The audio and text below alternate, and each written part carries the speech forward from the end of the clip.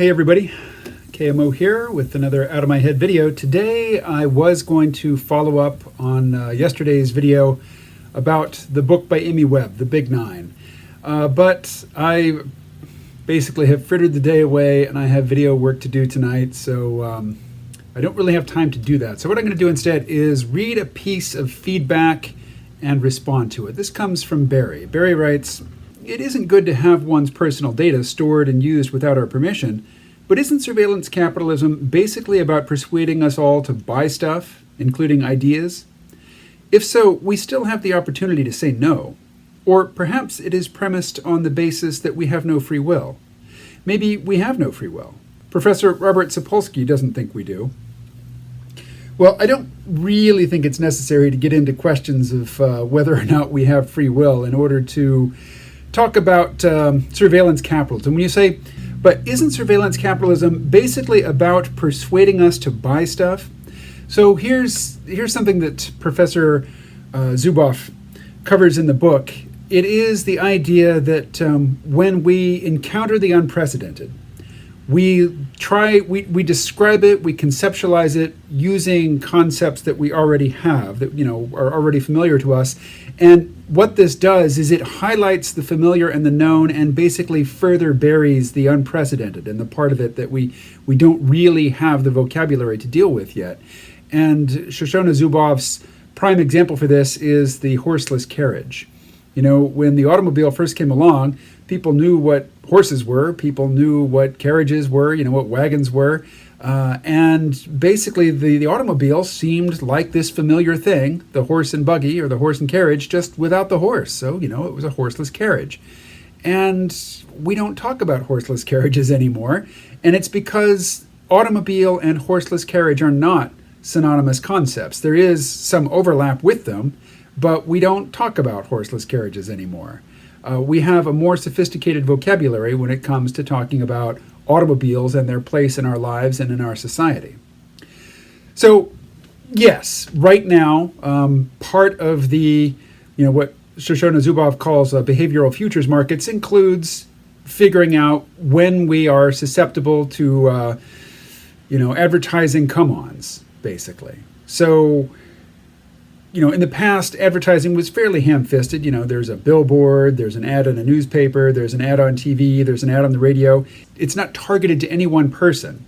And it's certainly not targeted to any one person at a particular time in a particular set of circumstances, where they certainly didn't target individuals based on information from, various databases which have been correlated by artificially intelligent agents, saying that at such and such a time, this person is likely to either, be drunk or be high or be feeling lonely or be feeling ashamed or in some other way, in some psychological state which makes them vulnerable to a particular type of messaging, which might be getting them to buy some product, or it might be directed at getting them to vote a certain way or to subscribe to a particular political philosophy. But while there is some similarity there to people responding to old-fashioned ads, a concept with which we are quite familiar, there's a lot more going on there. And just to focus on what's familiar and say, well, isn't this just like this other thing that we already know about and it's not really a big deal to us? You're basically just averting your gaze away from the most important aspect of a novel proposition or situation, the thing that is most going to affect you in unexpected ways, unexpected to you anyway. You're probably going to respond very much in line with what the statistical AI models say you would, in response to a particular set of stimuli at a particular time for you. But if that all seems rather abstract, let me share something else with you. This is an article that appeared in The Intercept. The article is "Prisons Across the U.S. Are Quietly Building Databases of Incarcerated People's Voice Prints" by George Joseph and Debbie Nathan. Roughly 6 months ago at New York's Sing Sing prison, John Dukes says he was brought out with cellmates to meet a corrections counselor. He recalls her giving him a paper with some phrases and offering him a strange choice. He could go up to the phone and utter the phrases that an automated voice would ask him to read, or he could choose not to and lose his phone access altogether. Dukes did not know why he was being asked to make this decision, but he felt troubled. As he heard other men ahead of him speaking into the phone and repeating certain phrases from the sheets the counselor had given them. I was contemplating. Should I do it? I don't want my voice to be on this machine, he recalls, but I still had to contact my family, even though I only had a few months left. So when it was his turn, he walked up to the phone, picked up the receiver, and followed a series of automated instructions. It said, say this phrase, blah, blah, blah. And if you didn't say it clearly, they would say this phrase again, like cat, or I'm a citizen of the United States. Duke said he repeated such phrases for a minute or two. The voice then told him the process was complete. Here's another part of myself that I had to give away again in this prison system, he remembered thinking, as he walked back to his cell. Dukes, who was released in October, says he was never told about what that new procedure was meant to do. But contracting documents for New York's prison phone system, obtained through the appeal in partnership with The Intercept, and follow-up interviews with prison authorities indicate that Dukes was right to be suspicious. His audio sample was being enrolled in a new voice surveillance system. So, surveillance capitalism, for the most part, uses the carrot to get us to either give up our data or to basically just use their services in a way that we don't realize is generating lots of data for the service provider, but which does, and we're not bothered by it. That's mostly the carrot. Here, the prisoners are, they are particularly vulnerable, and prison officials can afford to go with a strictly stick-based approach. Either give up your voice print, or you don't get to use the phone. You don't get to talk to your loved ones. You can only call your lawyer. You can't use the phone for any other purpose. So companies contracting with prisons and departments of correction in various states are enrolling, sometimes voluntarily, sometimes not, sometimes with the prisoner's knowledge, sometimes not, the voice prints, not only of the prisoners, but the people at the other end of the line that they talk to. Now, they're not getting the people at the other end of the line to read those stock phrases, but the voice print technology is still making voice prints of the people on the other end of the line and then combing through vast databases of voice prints to see who else that person on the outside, not a prisoner, not somebody who had given their permission, but who else, what other phone calls contain a voice that matches that voice print. So what's the upshot here?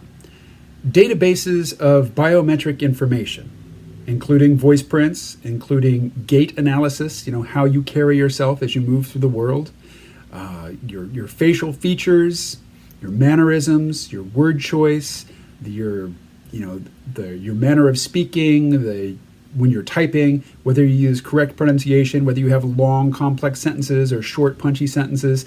Basically, every time we interact with technology, and frequently we don't even realize that we're doing it, we are shedding this behavioral surplus, which the algorithms hoover up and which, they stick around forever. It's a lot like posting things to social media that you wish weren't there. You can remove it from your account, but, it was probably archived. Somebody else might have grabbed it. I mean, there's just no recalling that stuff in some instances, or at least not in a quick enough fashion to satisfy us, when it's inconveniencing us to have some embarrassing or outdated piece of ourselves still floating around on the internet and presenting it to people, important people in our lives, as if it were current. Yes, in some ways, this technology just seems to be an iteration, a little bit of a progression in the process of, pitching ideas and products to us.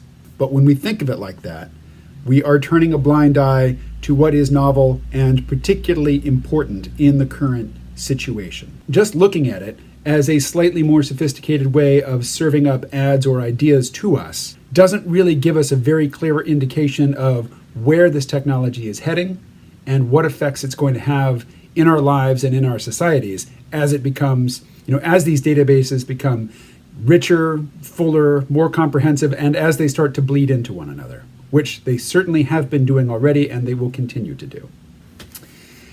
In a recent issue of Wired magazine, Kevin Kelly, the former editor of this magazine, he writes a piece called Welcome to the Mirror World, where he's talking about how in the digital world, there is a digital representation or a digital version of just about everything that exists in the real world, particularly people and expensive pieces of technology like computers and cars and cameras and things, but increasingly, individual trees, individual plants, individual dogs and cats and maybe deer and coyotes will have a digital representation. And, he's calling this the mirror world, but I think Shoshone Zuboff has got a better take on it. she describes there being two books. There's a public book, and then there's a behind-the-scenes book that we don't have access to. And what's written in the public book, the thing that all of us can look at, is a tiny, tiny fraction of what's written in the dark book, the book that we don't have access to, but that the tech lords, the masters of Silicon Valley, the puppet masters behind the emerging surveillance state, they do have access to it. And they can use algorithms to comb through that huge volume of, the dark book, finding information, finding patterns, finding correlations that give them power over us. For the most part, right now, they are just looking to sell us products. But China, which, if it hasn't already, is in the process of surpassing the United States in terms of the sophistication of artificial intelligence applications, they are just straightforward, honest, and direct about saying, look, harmony, social harmony is what is important for us, not individual freedom, not individual liberty. We are not a democracy. We don't pretend to be a democracy. This technology will be used for social control. It's already used for social control, but what works in China is not going to stay in China. It's going to come here. And, you might say, well, if it comes here, then it's got to obey our laws, but that's just not the case. The tech giants don't obey the law. They do what they want to do, they break what they want to break, and then when people find out, they just shrug their shoulders and apologize and say, oh, was there a microphone in that thermostat? Sorry, we meant to tell you, we just forgot. But, now there's millions of them in homes, and what are you going to do, replace them? And come on, the microphone's probably going to come in handy. All right, thank you very much for watching. I will talk to you again tomorrow.